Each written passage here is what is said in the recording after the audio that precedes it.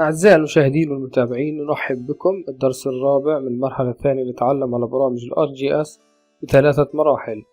في الدرس السابق الدرس الثالث تم شرح مجموعة من الصناديق موجودات عندنا، ووصلنا لعند مجموعة إدارة الملفات. تم شرح جميع هذول المجموعات من الأدوات. وصلنا لعند مجموعة الفيلدز أو الحقول.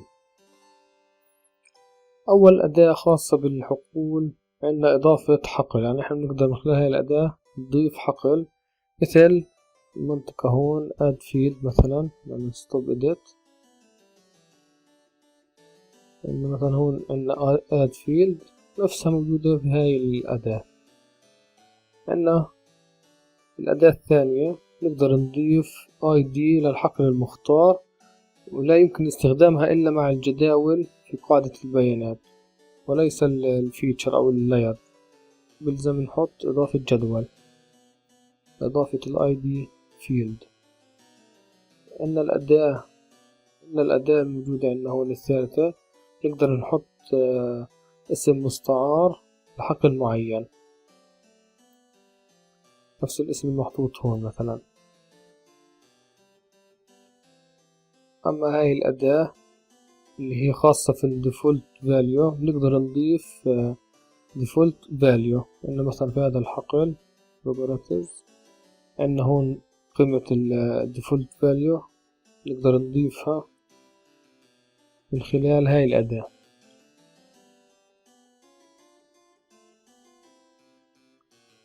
أما بالنسبة لأدوات الوقت فإن حساب وقت الانتهاء طبعا يلزم إضافة وقت على الحقل أو على الطبقة عشان نقدر نفعل هدول الأدوات. تمام. وعندنا الكالكوليت فيلد، نفس حساب الفيلد أو حساب الحقل. مثلا إحنا نقدر نعبي جميع الفيتشر اللي عندنا من خلال الفيد كالكوليت، وأيضا من خلال الأداة نفسها هاي. أما بالنسبة لتحويل الوقت أو تحويل المنطقة الزمنية، نقدر أيضا نحول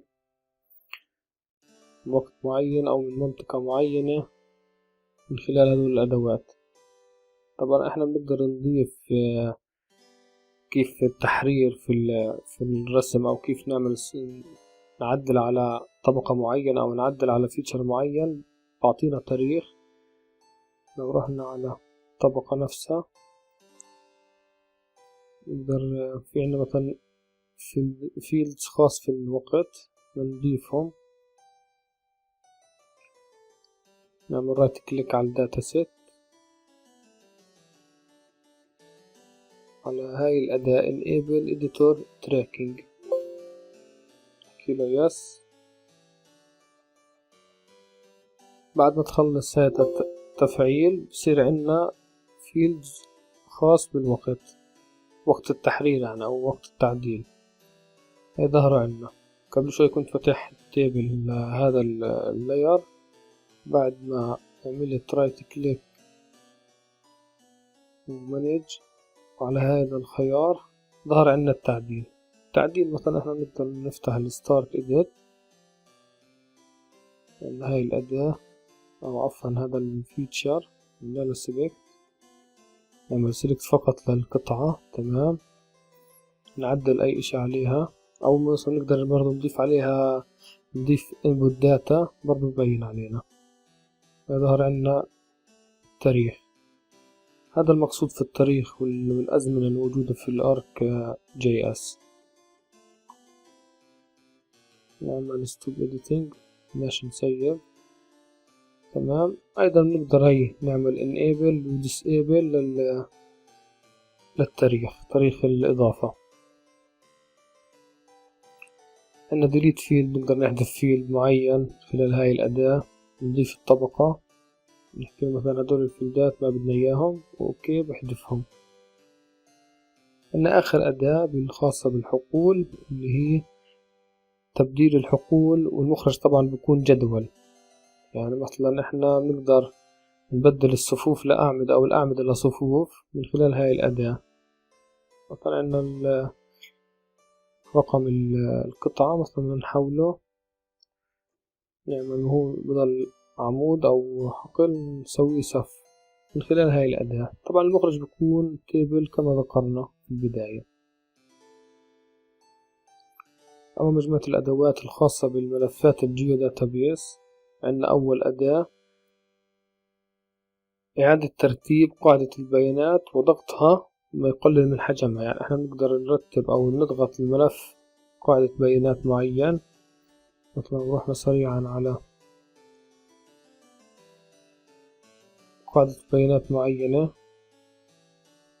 مثلا هاي القاعدة حجمها 3.81 رقمها 4، نختارها نعمل اوكي.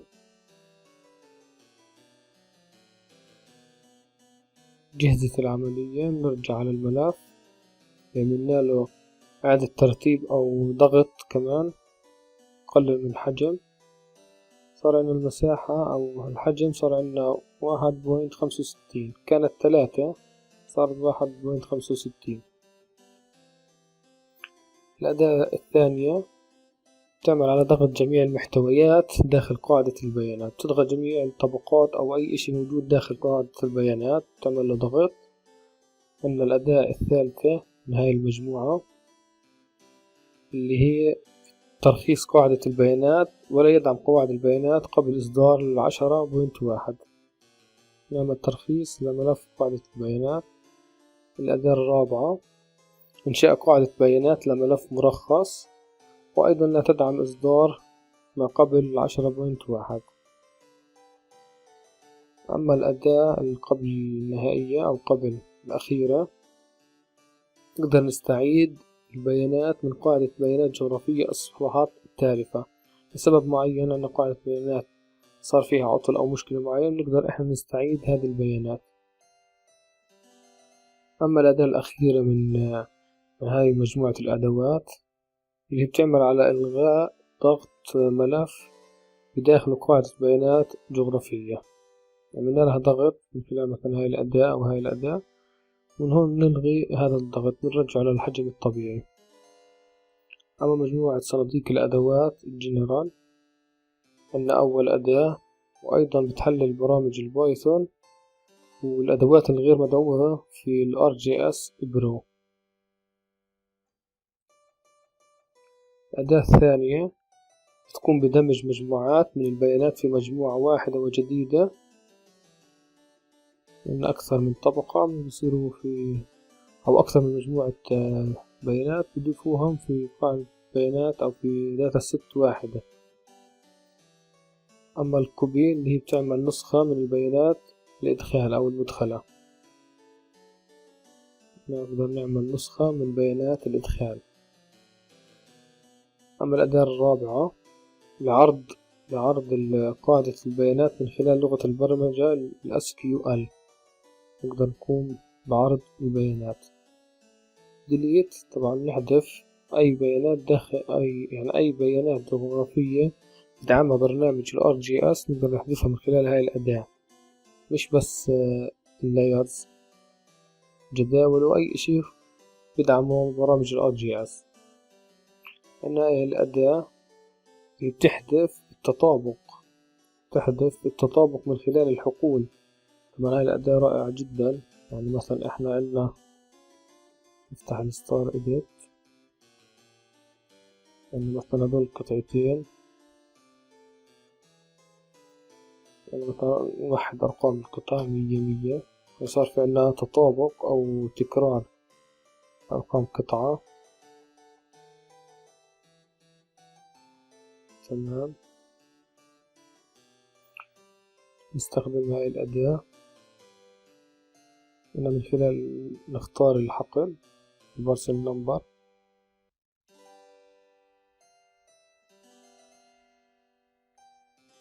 حذف التكرار، وين في تكرار بحذفه من خلال هاي الأداة. أما الأداة الثانية أو اللي بعدها إخراج تقرير لتطابق البيانات والبحث عن التطابق والكشف عنه ثم حذفه. طبعا بيخرج عنا حقل معين، طبعا المخرج بيكون تيبل. إن مثلا هذا الحقل المخرج بيطلع اللي هو بربطه مع الأوبجكت بهاي الطريقة، يبين إنه وين في تطابق يتم الكشف عنه. أما الأداة ميرج طبعا تم شرحها في المرحلة الأولى وموجودة في قائمة الجيو بروسيسنج. هاي ميرج الموجودة عندنا في هذا نفس الإشي، تعمل على دمج أكثر من طبقة في طبقة واحدة. الرينيم لتغيير اسم طبقة، مثلا إن طبقة مثلا نازل لوك 3 مثلا، هاي رينيم اللي اسمها جي مثلا.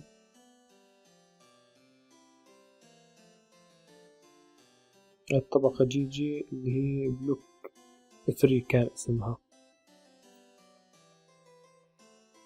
أيضا السورت نقدر إحنا نعيد ترتيب الطبقة، نعيد ترتيب الفيتشر الموجودة في داخل طبقة معينة من خلال الأوبجكت. يعني مثلا إحنا عندنا البارسل، عندنا الأوبجكت اللي هو التسلسل، رقم تسلسل بيعطيه البرنامج من تلقاء نفسه عند الرسم. طبعا ما بيكون في دبليكيت من مرة، فيش عندنا أرقام أوبجكت مكررة. مثلا عندنا 19 بلش الترتيب من 19، عندنا آخر رقم 226 مع إنه عندنا إحنا العدد 208. نرتبهم من 1 ل208 مثلا من خلال هاي الأداة. فجدا أنا بعتبر هاي الأداة رائعة جدا. إن في هاي القائمة أو في هذا الخيار نختار الحقل، مثلا نعطي الرقم الأوبجكت من خلال رقم القطعة. عندنا أرقام القطع مرتبات بهاي الطريقة، عندنا أرقام القطع مرتبات بنعملهم على الأوبجكت، نعمل أوكي.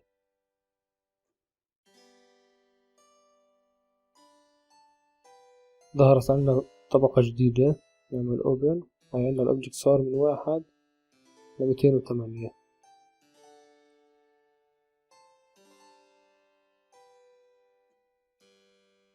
أرقام متسلسلة بالترتيب. أما مجموعة الأدوات أو الصندوق اللي بعدها، في عنا أداة التسول. طبعا هاي برضو أيضا تم شرحها في المرحلة الأولى. المقصود فيها إنه مثلا عندنا طبقة معينة فيها حقل بتكرر لأكثر من مجموعة ظواهر أو عدد من الظواهر، نقدر إحنا نستخرج هدول المتكررات في طبقة واحدة في طبقة ثانية بعدد أقل. يعني مثلا لو جينا على طبقة الأشجار، عندنا المجموع 5706. لو استخدمنا الديسولف خلال حقل التايب نوع الشجرة، يعني نعمل أوكي. الطبقة الجديدة نعمل رايت كليك وأوبن أتريبيوت تيبل. بظهر عنا طبعا ست عفوا بظهر عنا 9 فيتشرز اللي هم عدد أنواع الأشجار الموجودة عنا. فلما أجي أعمل مثلا سيلكت على الزيتون، بيعمل سيلكت على جميع أشجار الزيتون. والصرو نفس الإشي، صنوبر، لوز، وهكذا. طبعا أداة الدسول في كتير استخدامات نقدر نستفيد منها، هذا واحد من الاستخدامات.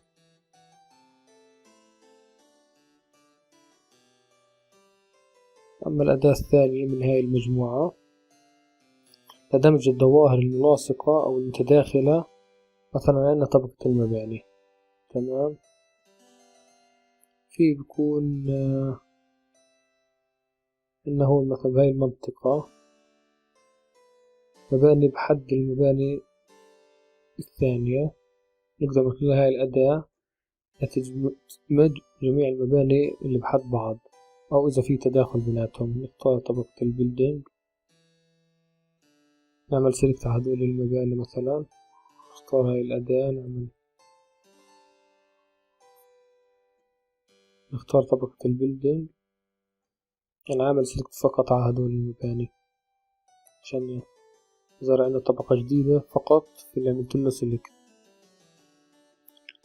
نخفي الطبقة اللي ظهرت عندنا من خلال هاي الأداة. هيك كانوا المباني وهيك صاروا. هون الفرق، هون مبنيين صار مبنى واحد.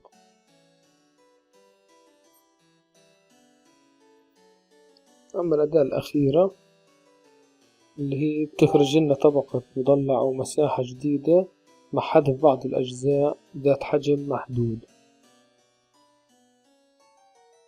طلعنا مثلا طبقة المباني بس بتقص منها أجزاء معينة، المسافة أو الأريا احنا بنختارها، تكون اختياري طبعا. هيك احنا وصلنا لنهاية هذا الدرس. طبعا الشرح كان نظري وترجمة لمجموعة الأدوات والأدوات التي تم شرحها. نكمل في الدرس القادم إن شاء الله باقي الصناديق والأدوات. السلام عليكم. لا تنسى تعمل سبسكرايب لمتابعة القناة وتفعيل زر الجرس ليصلك كل جديد، ولايك وشير الفيديو لتفيد أي شخص حابب يتعلم على ArcGIS. رابط القناة على الفيسبوك بأسفل المقطع تجدوه. وشكرا للمشاهدة والسلام عليكم.